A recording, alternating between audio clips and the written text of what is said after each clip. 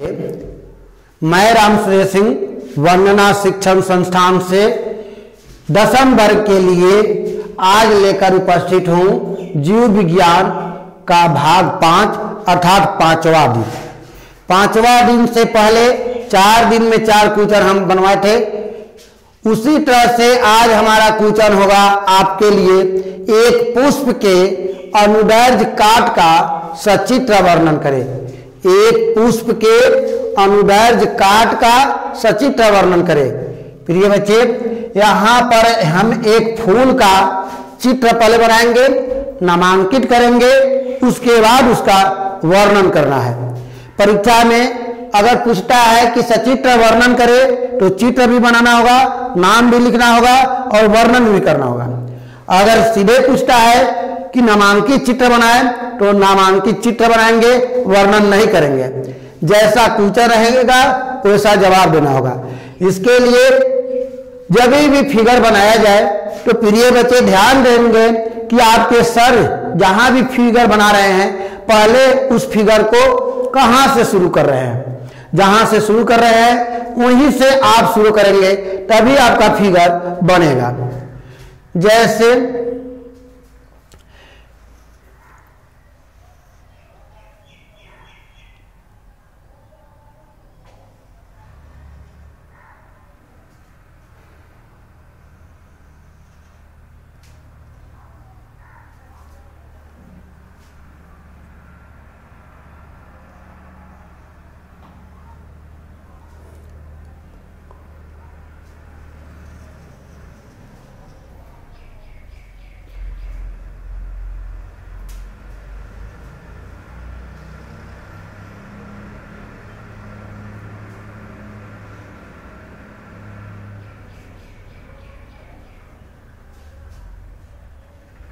इस तरह से हमने बनाया पहले।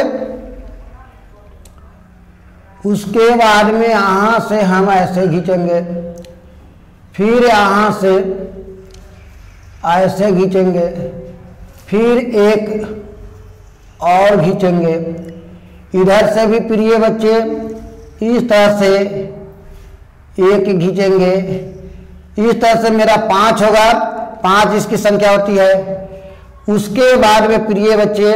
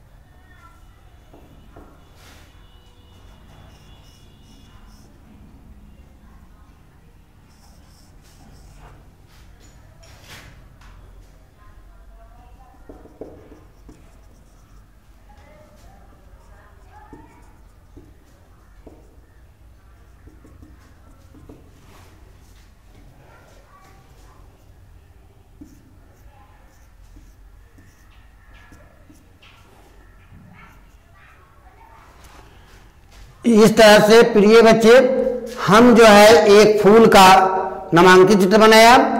इसको अब रंगने के लिए इस तरह से हम रंगेंगे। जिस विधि से रंगेंगे यह पंखुड़ियां हैं, बाह्य दल इसको कहा जाता है। यह हरा रंग की होती है। यह डंठी होता है जिसको डंठल कहा जाता है। इसको जो है ना बाह्य दल पत्र कहा जाता है। इसको दल पत्र कहा जाता है, पंखुड़िया भी कह सकते हैं।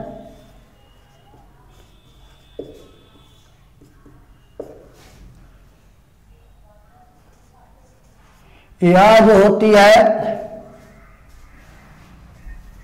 पराग कौन होता है, यह जो होता है इसका निचला भाग पराग कोश होता है। यह जो होती है इसको वर्तिकाग्र कहते हैं, इसको वर्तिका कहा जाता है।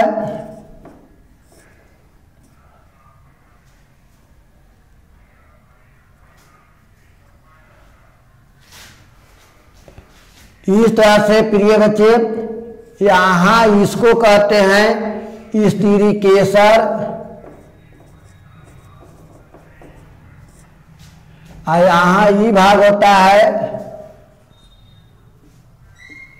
पुंकेसर। इसको हम इस तरह से रंगेंगे।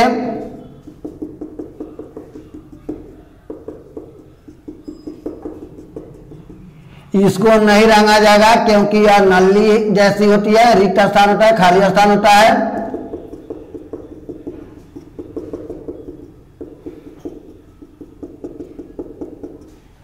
इस डंठल को हम ऐसे रंग सकते हैं।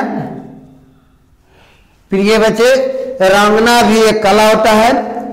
मैंने आप लोगों के समक्ष प्रिय बच्चे आज एक पुष्प के अनुदैर्ध्य काट का क्षेत्रफल बनाया, फोटो बनाया। पुष्प का अनुदैर्ध्य काट का चित्र है। कभी कभी आपको सिर्फ फिगर ही पूछेगा नामांकित तो फिगर बनाएंगे, वर्णन सहित पूछेगा तो वर्णन लिखेंगे। हम प्रिय बच्चे इसका आंसर में जैसे कहेगा वैसे करेंगे। अब इसका वर्णन करना है तो हम डंठल से करेंगे। लिखेंगे कि प्रिय बच्चे कि पुष्प की सबसे निचली भाग डंठल होती है जो पादप कोशिका के किसी भाग से जुड़ा होता है, जो पुष्प का आधार माना जाता है।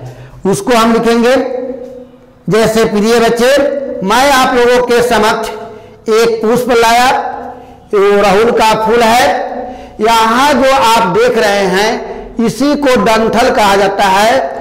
जो हमने यहां लिखा है इसको डंठल कहा जाता है। हम इसका वर्णन करने के लिए करेंगे।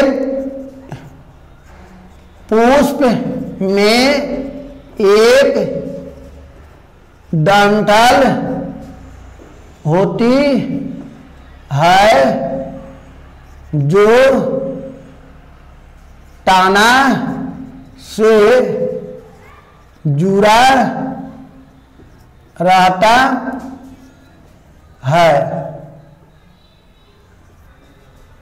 इस तरह से डंठल के लिखेंगे। डंठल के ऊपरी भाग में एक होता है पुष्प के बाहरी भाग पर एक जो है ना बाह्य दल होता है। लिखेंगे यहां पर पुष्प में निम्न भाग होते हैं। एक में लिखेंगे बाह्य दल पत्र। प्रिय बच्चे यहां इसकी रंग आप देख रहे हैं कि यह हरा है। इसको हम आसानी से लिख सकते हैं कि बाह्य दल पत्र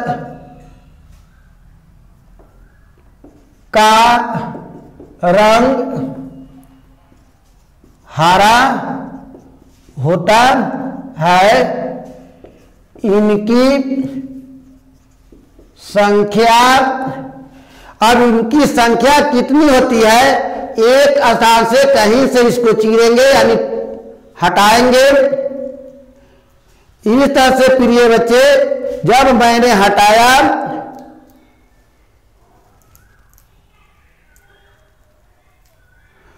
तो इसमें आपको 5 पंखुड़ियां मिलेगी। इस तरह से इसमें 5 नोके हैं जो स्पष्ट है, गिन भी सकते हैं आप। ये 5 होती है।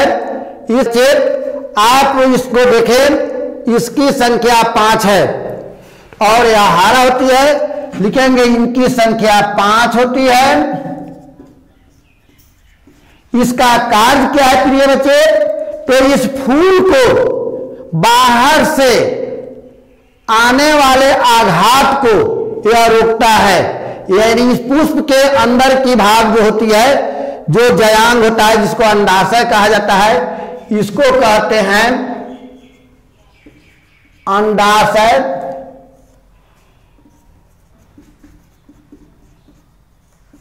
इसको वह रक्षा करता है। इसी चीज को हम लिखेंगे कि यह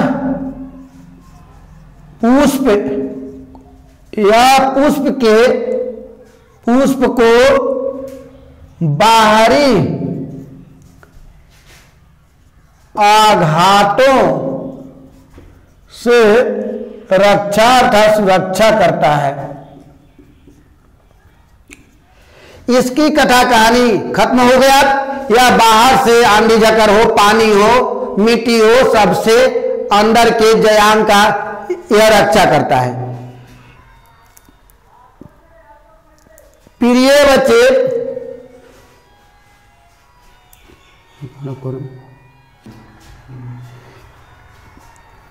बच्चे इसके बाद मैं इस फूल को आगे की ओर चल रहा हूं। इस फूल में जो है दल पत्र हुआ, इसको कहते हैं दल पत्र। इसकी संख्या गिनिए, यहीं पर गिना जाएगा। इसे देखिए आप, इसकी संख्या 5 भी है। 1 2 3 1 4 और 1 5। प्रिय बच्चे देख सकते हैं आप, 1 2 3 4 और 5 लिखेंगे। दूसरा भाग दल पत्र या पुष्प के आंतरिक भाग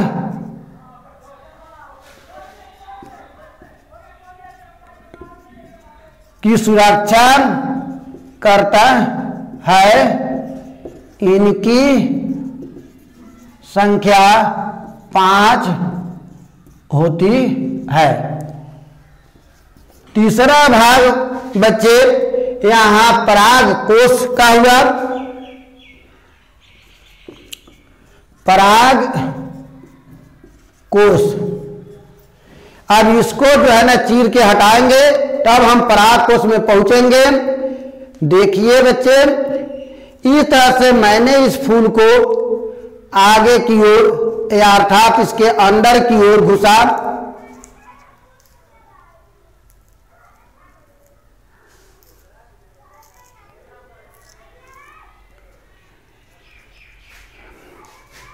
प्रिय बच्चे, इस तरह से मैंने जब अंदर की ओर घुसा तो ये अकेला जो है वह आपका है वर्तिकाग्र, जो यहां बीच में होती है। ये अकेला वर्तिकाग्र है, लेकिन यह 5 है वर्तिकाग्र को छोड़कर। ये देखिए 5 आपको दिखलाई दे रहा है। यही है डंठल जो होती है, ये इसको कहते हैं परागकोश। और ऊपर जो देख रहे हैं इसको कहा जाता है परागकण, यानी बीज है। तो यही परागकण है और यह जो है डंठल जो देख रहे हैं परागकोश है। लिखेंगे कि पराग पराग कोश के अग्रशिरा पर परागकण होता है। इनकी संख्या 5 होती है। प्रिय बच्चे, ये परागकण जब परिपक्व हो जाता है तो इससे निकला हुआ बीज जो है इस जो है वर्तिकाग्र पर आता है। चौथा लिखेंगे वर्तिकाग्र। प्रिय बच्चे, लिखेंगे कि पराग कण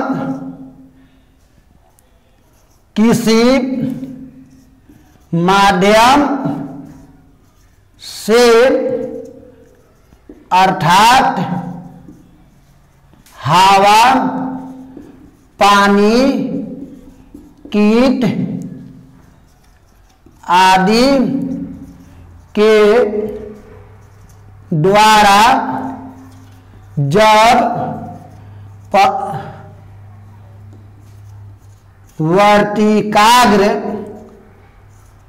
पर पहुंचता है तो वह पराग कण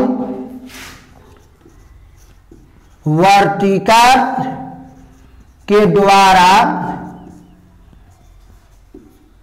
अंडाशय में चला जाता है, जहां से फिर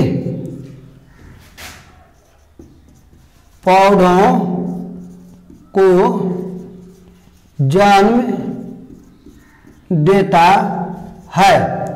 प्रिय बच्चे, इस तरह से यह परागकण परिपक्व होकर जब हवा पानी के द्वारा यहाँ पर आता है तो यह अंदर से नली के द्वारा वर्तिका के द्वारा वह अंडाशय में आ जाता है, जहां पर पुनः यह विकसित होकर नए पौधों के जन्म देता है। इस तरह से प्रिय बच्चे, मैं एक बार फिर इसको देख लूं कि पुष्प का अनुदैर्ध्य काट के क्षेत्रफल का केवल फोटो कहेगा तो फोटो बनाएंगे, इसका वर्णन कहेगा तो हम जो है पुष्प के चित्र बनाएंगे। यही बाह्य दल पत्र होता है जो बाहर से इसकी रक्षा करता है, अंदर के भाग को दल पत्र रक्षा करता है, और इसमें जो पराग कोश होता है उसके ऊपरी सिरा पर परागकण होता है जो बीज होती है। जब यह पुष्प पक जाता है, पूर्ण परिपक्व हो जाता है, तो इससे बिया जो है गिरने लगता है, झरने लगता है, और यही गिरा हुआ बीज हवा के द्वारा उड़ाकर या पानी के द्वारा बहाकर या चिड़िया चुरुंग या कीट पतंग के द्वारा चोंच से पकड़कर जब किसी भी माध्यम से यहाँ पर आ जाता है तो यह वर्तिकाग्र पर जब पहुंचता है तो वर्तिका के द्वारा वह जयांग यानी अंडाशय में आ जाता है, और इसी अंडाशय में वह बीज पूर्ण रूप से अंकुरित होकर फिर नया पौधा को बना देता है। इस तरह से प्रिय बच्चे, मैंने आपको अभी जो है एक पुष्प का नामांकित चित्र बनाया। प्रिय बच्चे, एक कूचन है जो आज ही आप समझ सकते हैं, क्योंकि अभी जो हम बनाए हैं इसी पर आधारित एक कूचन है जो अभी देना अनिवार्य है। अभी पढ़ेंगे तो आपको अधिक समझ में आएगा, अन्यथा दूसरे दिन अगर पढ़ाते हैं तो समझ में कम आएगा। इसलिए मैं आगे बढ़ रहा हूं, और आपको पढ़ाई अच्छा लग रहा हो तो सब्सक्राइब कीजिए और पूरा सीडी देखा कीजिए और समझिए, याद कीजिए और दूसरों में शेयर कीजिए। तो देखिए, अगला प्रश्न आज हमारा रहा, इसी पर आधारित है। मेरा दूसरा क्वेश्चन होगा आज परागण तथा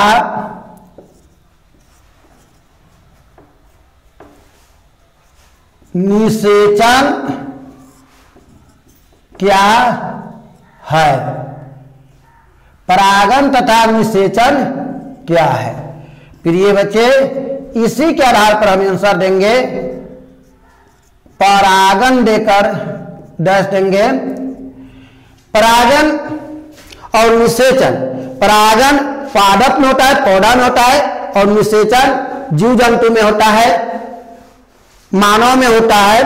तो परागन में इसी से हम आंसर देंगे। जब पुष्प के परागकण पूर्ण रूप से परिपक्व हो जाता है तो वह फटने के पश्चात उनकी जो है परागकण बिखर जाते हैं, और बिखरा हुआ परागकण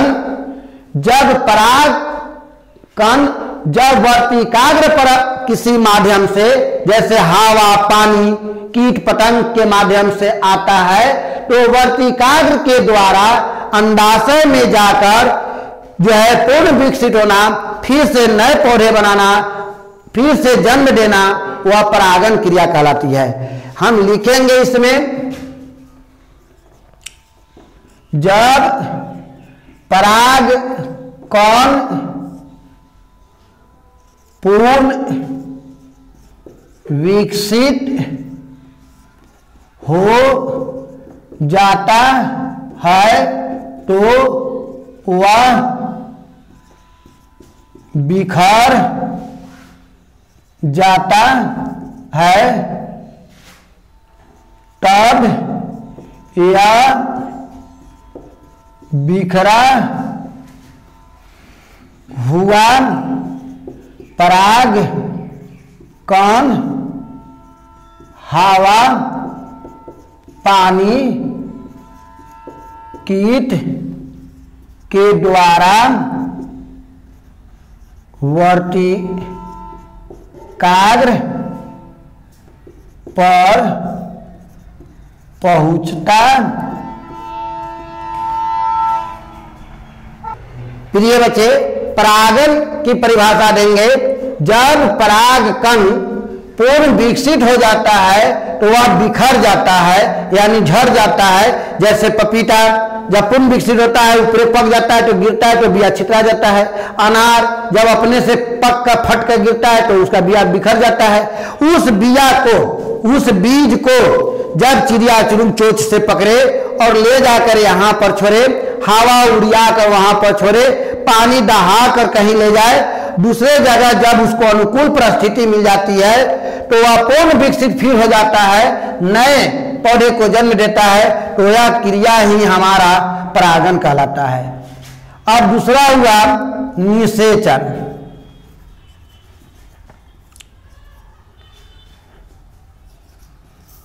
जब नर युग्मनज, जब नर युग्मज मादा युग्मज से सहयोग करता है तो वह क्रिया निषेचन कहलाता है।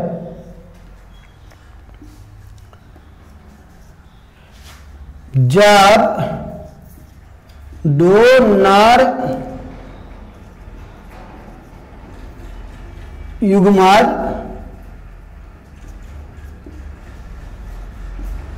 दो मादा युग्मज से संलयन करता है तो वह दोहरा निषेचन कहलाता है। प्रिय बच्चे, यही कथा कहानी हम जो है जब जीव जंतु में होता है तो वह निषेचन कहलाता है। जब नर युग्मज मादा युग्मज से सहयोग करता है तो वह क्रिया निषेचन कहलाता है। और जब दो नर युग्मज दो मादा युग्मज से संलयन करेगा तो वह क्रिया जो है ना दोहरा निषेचन कहलाता है। इस तरह से प्रिय बच्चे, अगर आपको परीक्षा में परागन तथा निषेचन में अंतर कहेगा तो यही लिखाएगा, परागन किसे कहते हैं तो यह लिखाएगा, निषेचन किसे कहते हैं तो यह लिखाएगा। सीधे पुष्प के अनुदैर्घ्य काट का नामांकित चित्र बनाना हो तो यह फोटो और नाम लिखाएगा।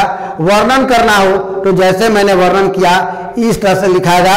इस तरह से प्रिय बच्चे, कल जो है मैं आप दसम वर्ग के लिए रविवार है तो फिर ऑब्जेक्टिव लेकर उपस्थित रहेंगे। जय हिंद।